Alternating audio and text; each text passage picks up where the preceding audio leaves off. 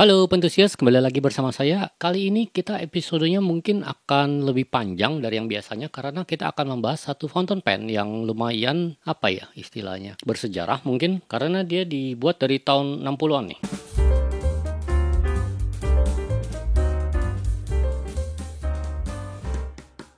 Nah, seperti apa fountain pen-nya? Langsung aja. Inilah dia. Ini adalah Pilot capless. Namanya capless, C-A-P-L-E-S-S. Jadi tanpa tutup, capless. Nah, kenapa dinamakan capless tanpa tutup? Karena memang ya tidak ada tutup. Jadi ini satu batang seperti ini, ya ini fountain pen ya. Dia tidak ada yang bisa dibuka. Dia dipencet begini lalu mata nipnya akan keluar.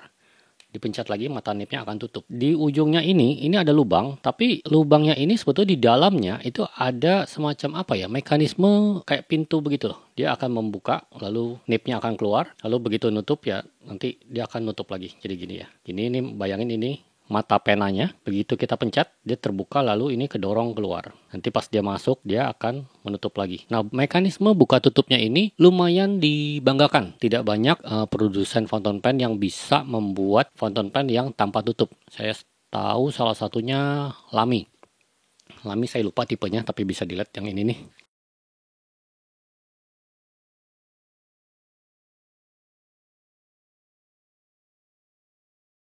Ini tipe Lamy, sementara di Pilot namanya capless yang seperti ini. Jadi dia kedap udara. Jadi walaupun lubangnya tetap berlubang, tapi karena dengan mekanisme pintu di dalam itu dia bisa kedap udara dan nipnya akan terus basah sampai tintanya habis tentunya. Saya pernah kalau nggak salah 2-3 minggu lah saya nggak pakai dengan tinta yang masih ada di dalam. Begitu saya mau pakai lagi cetek, saya tulis ya mungkin pertama hard start ya. Pertama mesti kayak kita pancing dulu, tapi nggak nyampe 1 menit, paling 10 detik juga dia udah keluar lagi tintanya. Nah itu cukup dibanggakan oleh Pilot, mekanisme yang kedap udara seperti itu. Jadi kalau dia bocor pun tintanya setahu saya belum pernah sih sampai tinta bocor keluar gitu juga. Konsep seperti ini dikembangkan katanya sih untuk mempermudah para veteran atau orang yang tangannya cuma satu. Jadi dia tinggal pencet gini udah bisa memakai alat tulis ini dan dipakai tulis langsung. Praktis sekali.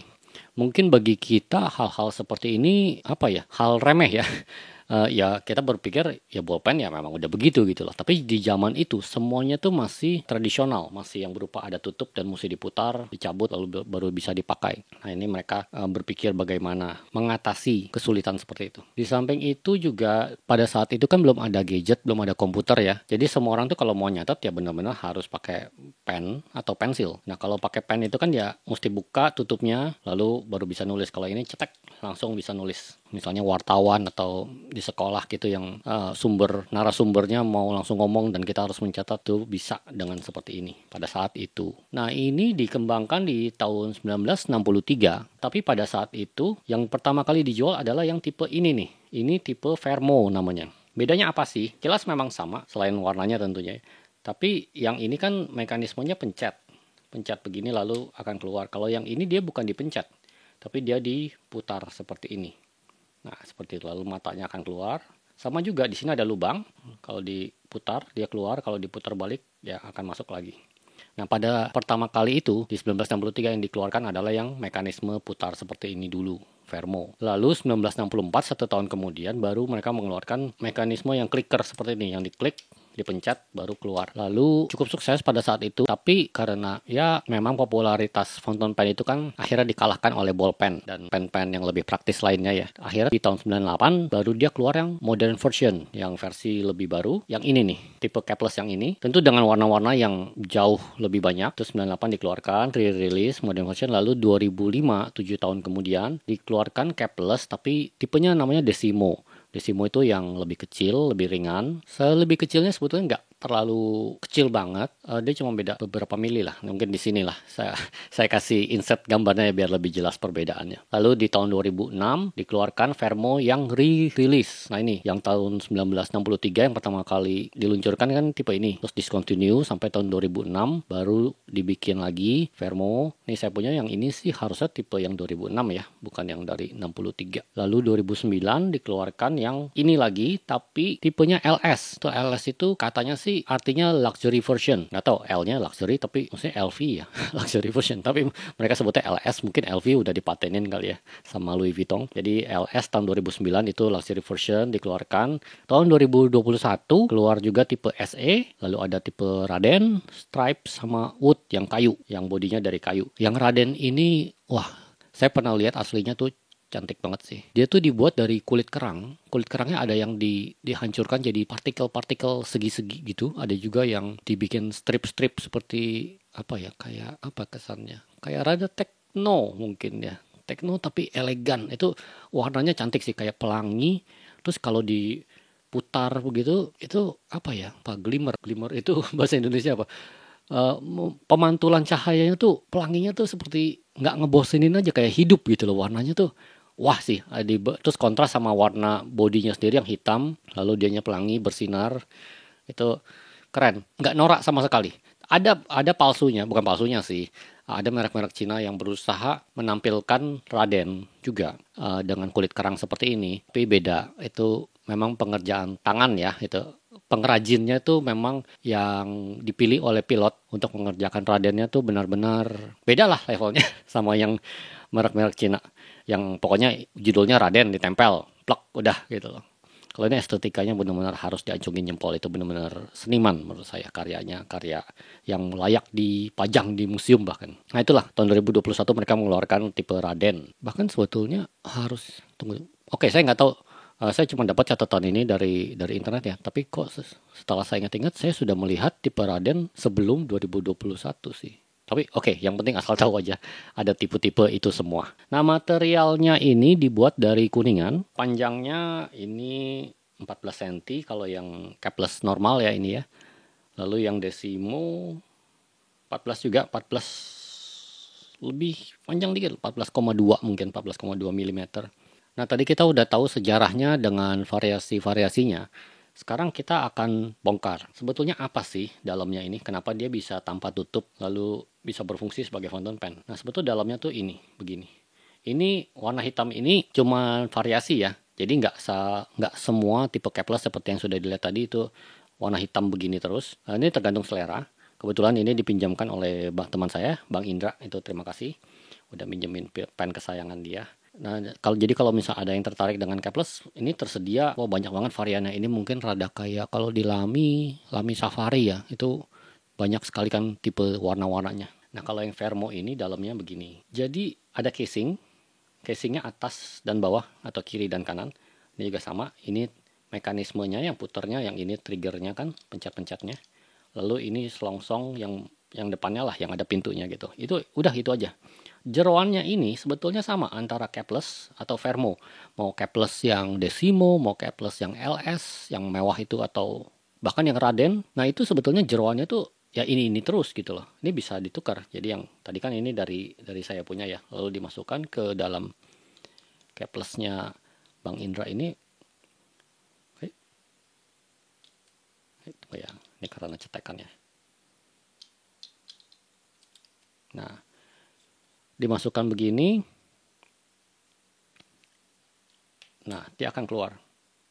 Sama juga, jadi nip yang dari capless hitam ini, nip hitam. Jadi ini nipnya juga tersedia berbagai macam ukuran dan tipe estetikanya ya. Ini saya punya silver, yang ini Bang Indra punya warnanya hitam glossy. Kalau nggak salah ada juga yang gold. Nah, keluar. Yang nip yang sudah ditukar ini. Nah, ini jadi nipnya sama. Jadi kalau ada dua ya bisa saling tukar-tukaran. Ini yang saya punya ada besinya. Saya nggak tahu yang dibeli oleh Bang Indra ini apakah datang dengan cap besi seperti ini atau mungkin karena pakai converter ini jadi nggak bisa pakai cap besi yang nggak muat. Jadi kalau converter ya langsung aja dimasukin. Kalau yang saya punya ini kan masih berupa cartridge yang diisi ulang. Jadi dia bisa ditutup selongsong seperti ini. Ini gunanya pengaman doang sih. Mungkin mereka takut selongsongnya ini ketekan-tekan lama-lama pecah di dalam atau gimana. Jadi diperkuat dengan besi seperti ini. Nggak pakai pun nggak apa-apa, masih bisa sebetulnya. Nah, bagaimana cara mengisinya? Ya sebetulnya standar aja. Ini kan bisa diputar kalau pakai converter seperti ini. Diputar seperti biasa, dicelupkan. Ini di sini ada lubang Dia cukup dalam sebetulnya, lubangnya di kayak 1,5 senti. Dicelupinnya tuh mesti benar sampai tenggelam di sini ya, jangan cuman ujungnya doang gitu loh. Benar sampai sini yang kelihatan ada lubang pernapasannya itu mesti tenggelam di dalam tinta lalu kita sedot. Nah itu cara mengisinya begitu.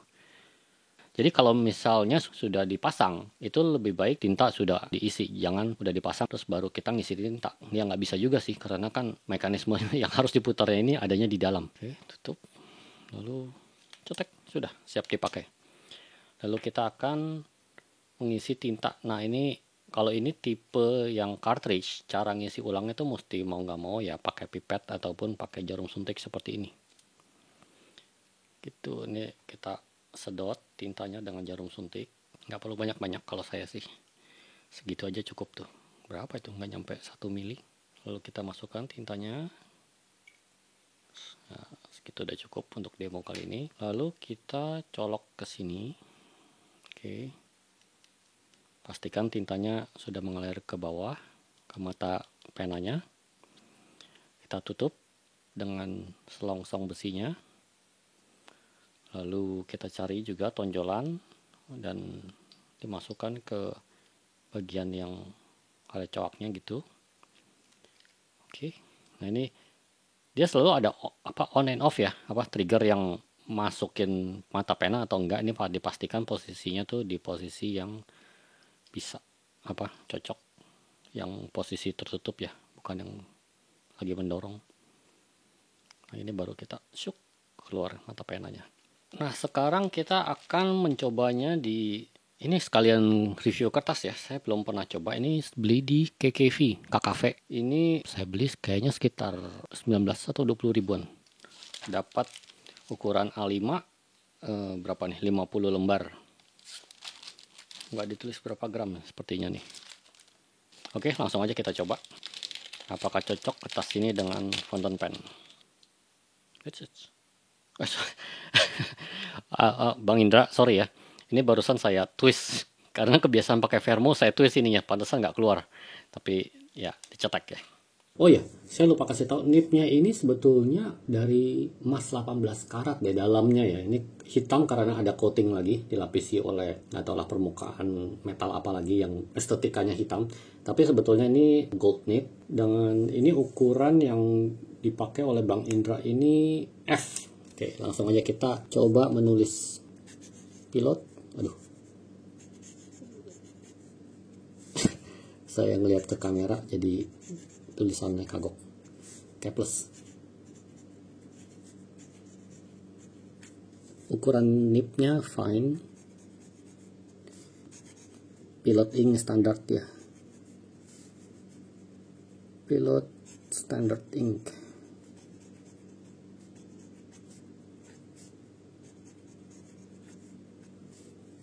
Nah.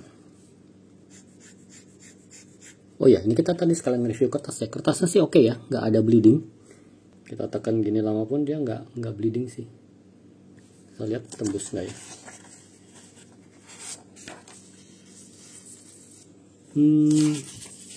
Oke lah, tembus ghosting karena memang kertasnya tipis. Jadi ya tembus, tapi nggak tembus yang bocor gitu loh. Memang tembus karena tipis aja. Menerawang lah.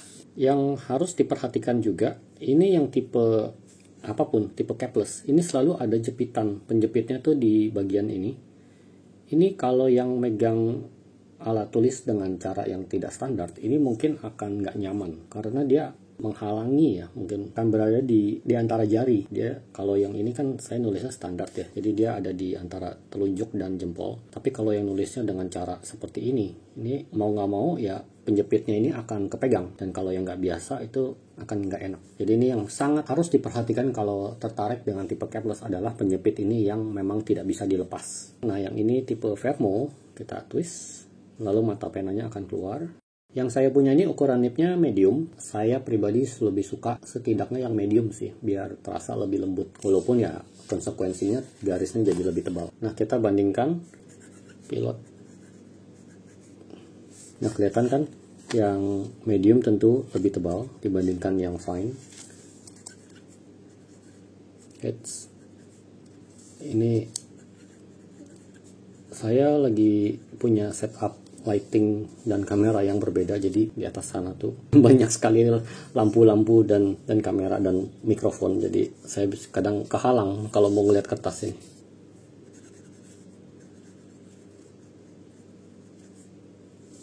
Oke, ini tinta dengan Pilot standar. Sama kan tadi kita ngisinya ya dengan tinta standar. Nah, seperti inilah bedanya antara mata pena nib yang capless tipe fine dengan tipe medium. Di sini bisa kita lihat perbandingannya juga ya. Mungkin yang hitam ini susah dilihat, tapi bisa kelihatan lah itu dia ujungnya tuh lebih runcing dibandingkan saya punya yang ada buletannya. Kalau dari samping juga kelihatan tuh. Saya punya yang medium ada semacam bola, sedangkan yang tipe fine itu kecil sekali bolanya, hampir nggak kelihatan. Lalu untuk kefleksibelannya bisa kelihatan tuh ya, bisa ada, memang ada seperti apa ya, suspensi ya, bisa ditekan sedikit, ada main. Tapi secara tebal tipis, ukuran apa garis yang dihasilkan hampir tidak berbeda kalau kita tekan atau enggak, jadi lebih baik jangan ditekan. Kalau yang tipe fine ada juga situ, ada main ya, dia kayak turun naik gitu bisa sedikit, jadi ada empuk-empuk dikit lah. Intinya gimana nih capless ini atau Vermo ini? Kalau saya sih suka. Kalau yang tertarik untuk mau beli atau mau coba, jangan lupa dipertimbangkan bagian penjepit ini ya, yang akan berada di antara jari. Ini yang desain yang sering dikomplain sih kalau yang nggak biasa. Lalu kalau nggak salah ada juga Jinhao atau apa gitu yang menjiplak desain capless ini dengan harga yang kalau nggak salah setengahnya, mungkin saya lupa harganya berapa, tapi bisa dicari sendiri lah, tuh ada yang menjiplak desain ini. Saya nggak tahu bedanya apa, saya nggak pernah nyobain langsung ya. Jadi kayak apakah mekanismenya sama persis, ketahanannya juga sama, kualitasnya sama, saya nggak tahu sama sekali. Yang saya punya cuman Pilot capless ini. Nah oke, sekian dulu video kali ini. Mudah-mudahan nggak terlalu panjang, nggak ngebosenin. Kalau ada pertanyaan seperti biasa, tinggal komen aja di bawah. Saya akan coba jawab. Sampai jumpa di video selanjutnya. Bye-bye.